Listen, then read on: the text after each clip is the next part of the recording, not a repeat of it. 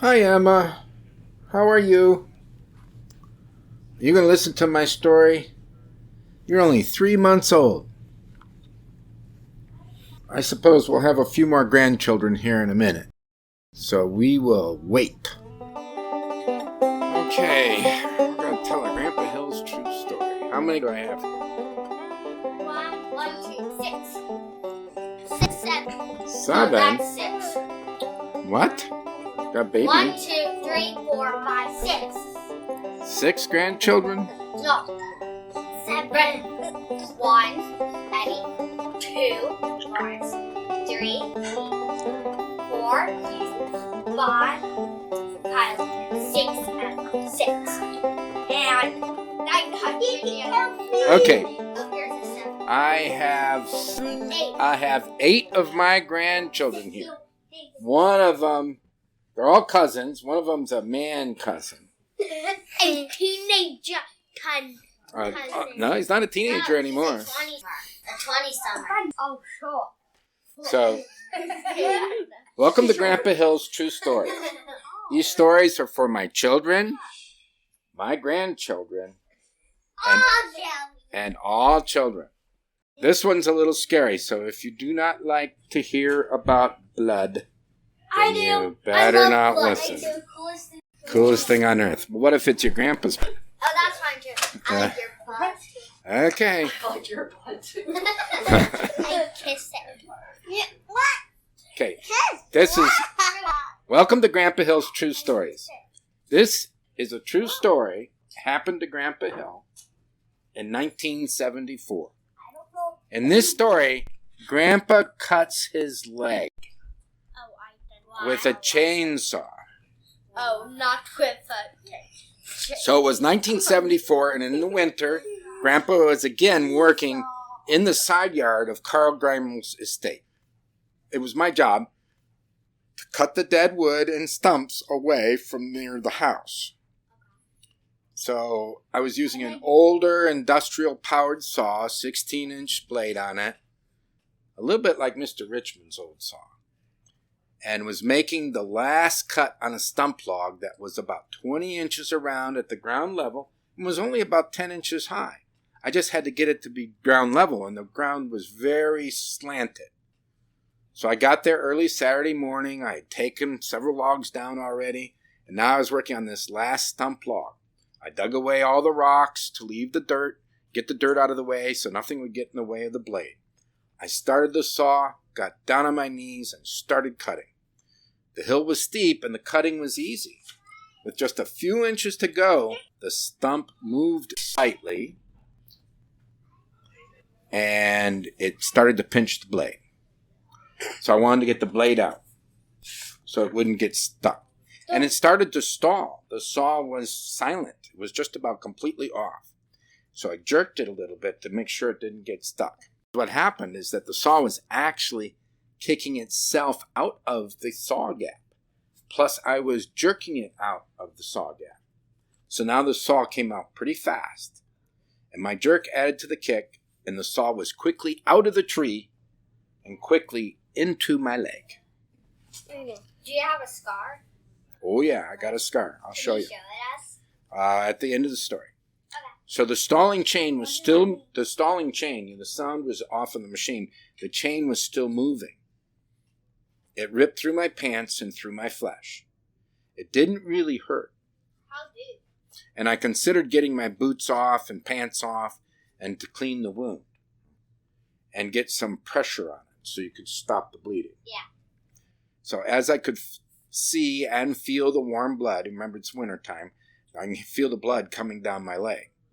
I decided against all that and thought that I ought to get some medical attention because I was there working by myself. So the hospital was about 4 miles away, and I should be able to get there in like 10 minutes. I walked over to my car gently, being careful not to work my leg too much. About a 120-foot walk. I started my Volkswagen and started off. I realized the left leg was cut, and I had a stick shift. So every time I have to shift my car, my left foot has to go down and then come back up. There's 4 gears. Every time I can feel the blood pumping out of my leg. Yeah, because the more you move it, the more blood it comes out. Right. Yeah. So by the time I got to the hospital, now I'm walking into the hospital. Now I can feel my boot squish with the blood that's down in my socks. I got quite a bit down there because it seeped down into my socks. I bet you passed out. Well, I get into the hospital. They ask me about who I'm only 16 years old, so they want to know where my parents are. They want to know what the insurance is, all this kind of stuff. I tell them I answer all the questions. They're going to make a phone call. And then the nurse says, the registration lady says, do you need a wheelchair? And I said, I think that'd be a good idea. And then I passed out right into the wheelchair. I thought so. So now I'm out, and they wheel me. I start coming to, and they wheel me into an emergency room where they can get my pants, cut them off, and start cleaning the wound, and then they're going to stitch it up. Yeah. Now, when they go to stitch it up, what are they going to do? They're going to put me to sleep? No. They're going to give you the same shot that you get in your mouth when you're getting tooth work done, and numbs it. Yeah. So they're going to give that shot to my leg. I was cut like right around here on my knee. So as they give me the shot, and it numbs, and he starts stitching, and he's stitching, and he's stitching, and he gets 8 stitches in. Then he stops, sets the needle down. Remember, I just passed out a little while ago. He has to do what? He doesn't have to go to the bathroom or anything. He has to go help another patient. They're really busy. There's having these other accidents. Someone else is coming in. So he has to at least get this other patient started. Then he turns around and he comes back to me. Well, meanwhile, I was there, a little groggy. I look at this needle and I touch the syringe. And I said, what's that?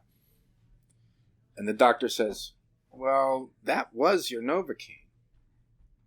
What do you mean, was my Novocain? Well, I can't get another Novocain. I have 3 people now I have to work on. So we have to finish without Novocain. Without? Yeah. Now I can feel the needle go in. And I can feel the needle pull the skin together. And when he pulls it and he makes a knot, I feel it all because now the nerves are raw and it's hurting. So it's like one of those old Western movies. I'm just getting stitched up and pain didn't matter anymore. He was going to finish. That was the rule. I contaminated the needle. I could not use that. He could not, by rules, use the needle. He also could not go get another needle at that point. So it was his decision. Wait, because you touched it? Yeah. He couldn't go get another needle, not because I touched it, but because he had all these other people that needed worked on. He wasn't going to go through the process of checking out another shot or getting a hold of a nurse or any of that kind of stuff. So what did I learn in that whole process? Yeah, that was one of them. Don't touch anything, especially if the doctors are busy when you're at the hospital. And then there was something that I didn't explain at the beginning. But when I was cutting uphill. Never cut uphill. You can't get out of the way fast enough. And also, something else that I implied in the beginning and maybe didn't make clear. Don't work alone. If I had had someone with me, I probably might not, would have been no rush, no problem. They would have just wrapped it up and cleaned me up, and then I'd still have to go to the hospital, but I wouldn't have lost as much blood either. How deep? I don't know. The reason why I didn't bleed a ton is because when you get cut with a saw, it makes a jag. It's a jagged cut. Yeah. It's not like a knife. So here are the scars on my left knee. That cut, and that. So, cool, yeah. So that's Do you want to see it? So I got 16 stitches. I see. That's where it's all smooth right now. I see. So the 8 stitches, I still look at. he did the first 8 on this big stretch here. And then he did 4 here and 4 here. Those are the ones that hurt. My hurt. No, it doesn't hurt at all now. And it didn't really hurt to get cut. But it hurt to try to sew it together. because you could feel the needle go into the skin. It would go in, and then he'd pull. It'd be like a knot to bring the two pieces of skin together. I wouldn't. Because the muscle wasn't cut, but all of the flesh on top of the muscle was cut. Where you get cut. I just told a story where I get cut. Well, I did get cut. That was that the same. That was scary.